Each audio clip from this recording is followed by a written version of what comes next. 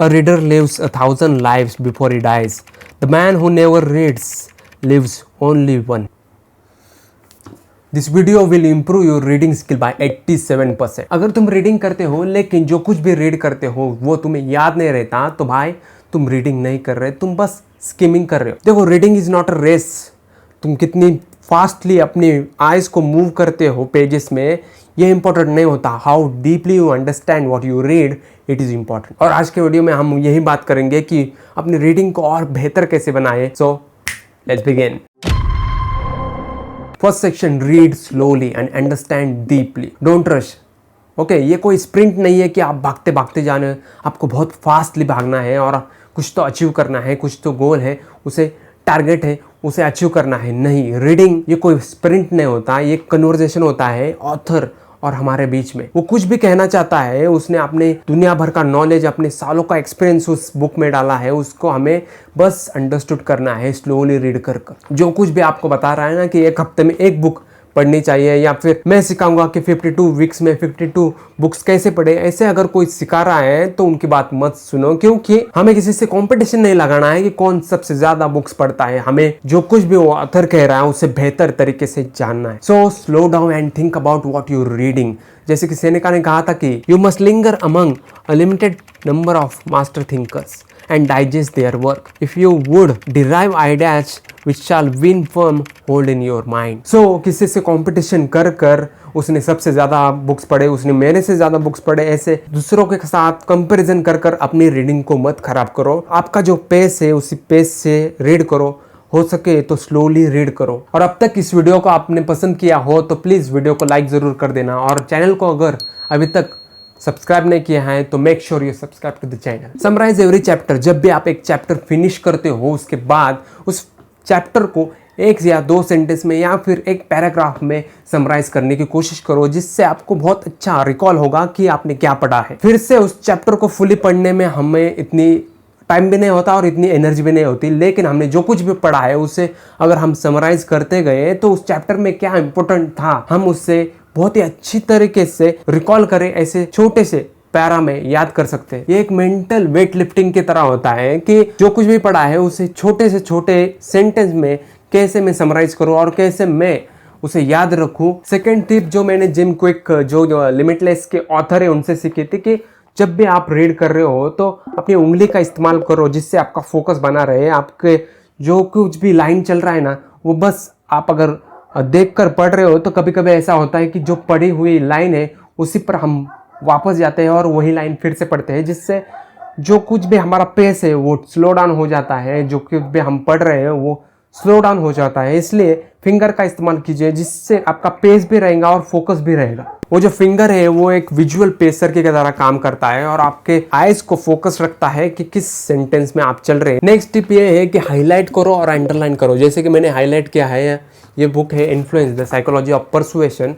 Highlight और underline करो, इससे ये होगा कि जो कुछ भी आपने इस पेज में पढ़ा है उस पेज में क्या क्या इंपॉर्टेंट था आपको लगा, उतना ही आप हाईलाइट करोगे, और अगली बार जब आप रिवाइज करोगे तो उतना ही आप पढ़ोगे, क्योंकि वही आपके लिए इंपॉर्टेंट था। जब भी कोई ऑथर कोई बुक लिखता है ना तो एक चैप्टर में वो सब कुछ बहुत ही इंपॉर्टेंट चीजें नहीं लिखता, वो कई बार उसे ड्रैग करता है, कई बार उससे ज़रूरत से ज़्यादा एक्सप्लेन करने की कोशिश करता है, कई बार उससे ज़रूरत से ज़्यादा वर्ड्स में बताता है। तो हमें हाईलाइट इसलिए करना चाहिए क्योंकि हाईलाइट करने की वजह से जो इंपॉर्टेंट है, जो उस चैप्टर में है, वो तो हमें समझ में आए। बार बार वो फुल चैप्टर पढ़ने की जरूरत नहीं है, जो कुछ भी हमने हाईलाइट किया है वही इंपॉर्टेंट है, हमें पता है। बहुत लोगों को हाईलाइट करना या फिर अंडरलाइन करना पसंद नहीं होता, क्योंकि अपने बुक्स को वो गंदा नहीं करना चाहते। लेकिन अगर आप आपके बुक्स की चिंता करोगे कि वो गंदे नहीं होने चाहिए तो आपके दिमाग में कुछ नहीं जाए। जितने गंदे हो जाए चलेगा, मार्जिन पर आप कितना लिखोगे चलेगा, हाईलाइट कितना करोगे चलेगा, लेकिन इंपॉर्टेंट ये है कि उस बुक में से आपको बहुत कुछ चीज़ें समझ में आनी चाहिए। वो बुक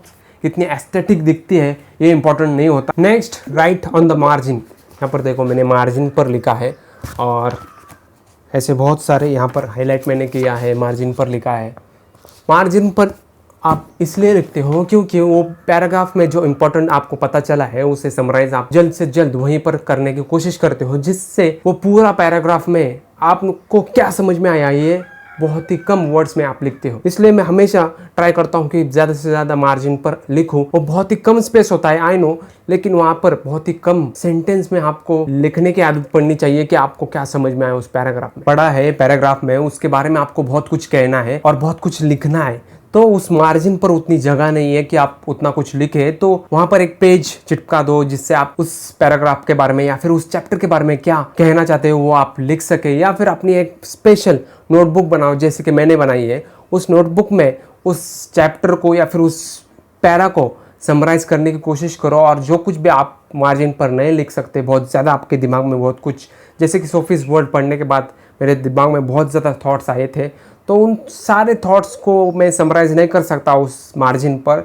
तो मैंने उसे नोटबुक में लिखा था। ऐसे आप लिख सकते हो। नेक्स्ट एडवाइस बहुत ही कॉमन आपको लग सकती है लेकिन बहुत ही इफेक्टिव वे है, वो ये है कि improve your vocabulary. Yes, vocab is very important. हर दिन एक नया वर्ड सीखने की कोशिश करो। आपके पास अगर कोई व्हाइट बोर्ड है तो वहाँ पर अगले 24 घंटे के लिए वो उस वर्ड को लिखकर ऐसे जगह पर रखो जहाँ पर आपको बार बार उसे देखना पड़े या फिर बार बार आपकी नज़र जाए, जिससे वो जो वर्ड है आपके दिमाग में पूरे एक दिन में बैठ जाएगा। Next, imagine every detail. जो कुछ भी लिखा है बुक्स में, वो स्पेशली फिक्शन में बहुत ही ज़्यादा हम इमेजिन कर सकते हैं कि क्या ऑथर कह रहा है या क्या वो कैरेक्टर कर रहा है।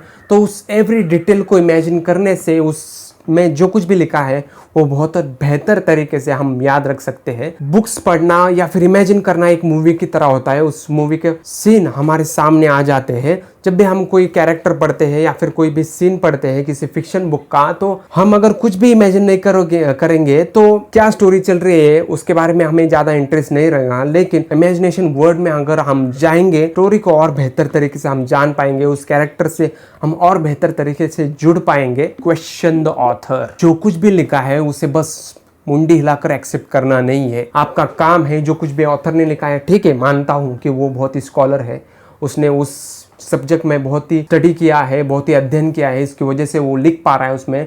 लेकिन हर बार उसने जो लिखा है वो सही ही होगा या फिर आपके पर्सपेक्टिव से वो सही होगा, ऐसा नहीं होता। इसलिए हर एक ऑथर को, वो चाहे कितना भी बड़ा फिलोसोफर हो, कुछ भी हो, वो जो कुछ भी कह रहा है वो हर बार सही ही है ऐसा मानना सही नहीं होता। उसे क्वेश्चन करना ज़रूरी होता है। और अगर हम क्वेश्चन नहीं करेंगे तो हम गधे की तरह बस वो जो कुछ भी कह रहा है उसे एक्सेप्ट करते जाएंगे और उससे आपकी जो दिमाग में है ज़्यादा फर्क नहीं पड़ेगा। यहाँ पर एक छोटा सा ब्रेक लेकर मैं आपको बताना चाहूँगा, मेरा न्यूज़लेटर है जिसका नाम है द म्यूजिंग्स, जिसमें मैं सेल्फ इम्प्रूवमेंट के बारे में, बुक्स के बारे में और जो कुछ भी मैं रीड कर रहा हूँ, उसमें जो कुछ भी मैं पढ़ रहा हूँ उससे मैं लोगों के साथ शेयर करता हूँ। फ्री एंड वीकली न्यूज़लेटर है। अगर आप इंटरेस्टेड हो तो मैं डिस्क्रिप्शन में लिंक दे दूंगा, please join the newsletter. Next,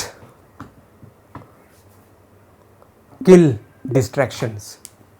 आपकी रीडिंग इंप्रूव नहीं हो रही, इसका बहुत बड़ा रीजन ये हो सकता है कि आप बहुत ही डिस्ट्रैक्टेड है। आपके एनवायरनमेंट से, मोबाइल से बहुत सारी चीजें हो सकती है और मोबाइल सबसे ज्यादा हमें डिस्ट्रैक्ट करता है। इसलिए नोटिफिकेशन को ऑफ रखो, अपने मोबाइल को दूर रखो, अपना एक फिक्स टाइम बनाओ जहां पर आप बस रीडिंग ही करोगे। आपको पता होना चाहिए कि आपके लिए सबसे बेहतरीन टाइम कौन सा है रीडिंग के लिए, सबसे बेहतरीन एनवायरनमेंट कौन सा है, और उस एनवायरनमेंट में कोई डिस्ट्रैक्शन नहीं होना चाहिए। यही आपको बार बार अपने आप को याद दिलाना है। मतलब फॉर एग्जाम्पल मेरे अगर बात किया जाए तो सुबह 7 बजे ये मेरे लिए बहुत ही बढ़िया टाइम है, वहाँ पर मेरा माइंड फ्रेश होता है तो रीडिंग मेरी बेहतर होती है। तो मैं अपने मोबाइल को दूर रखूंगा, मेरे आसपास ऐसी कोई भी चीज़ नहीं होनी चाहिए जो मुझे डिस्ट्रैक्ट करे। Practice daily and read daily. आपके पास कोई और ऑप्शन नहीं है। आपके रीडिंग को बेहतर बनाने के लिए आपको बहुत ज़्यादा पढ़ना ही होगा, उसके बाद ही आपकी रीडिंग बेहतर होगी। क्योंकि कोई भी स्किल को बेहतर बनाने के लिए हमें डेली शो अप करना पड़ता है,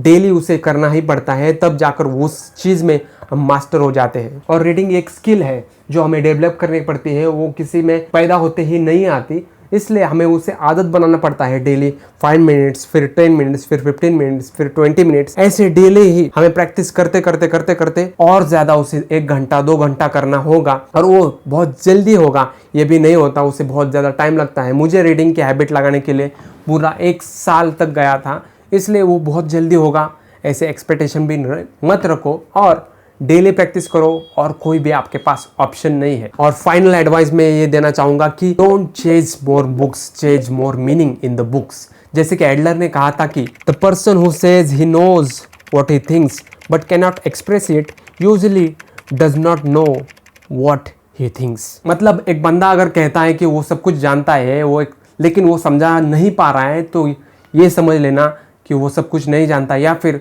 वो जिस चीज़ के बारे में बात कर रहा है वो उससे बहुत बेहतर तरीके से नहीं जानता। जैसे कि अल्बर्ट आइंस्टाइन ने कहा था कि एक आपका जो कंसेप्ट है उसे आप एक छोटे बच्चों को, 5 साल के बच्चे को अगर समझा नहीं पा रहे हो तो वो जो कंसेप्ट है वो आपको बेहतर तरीके से समझ में नहीं आया है। And one more thing, good readers finish books and great readers are change by them.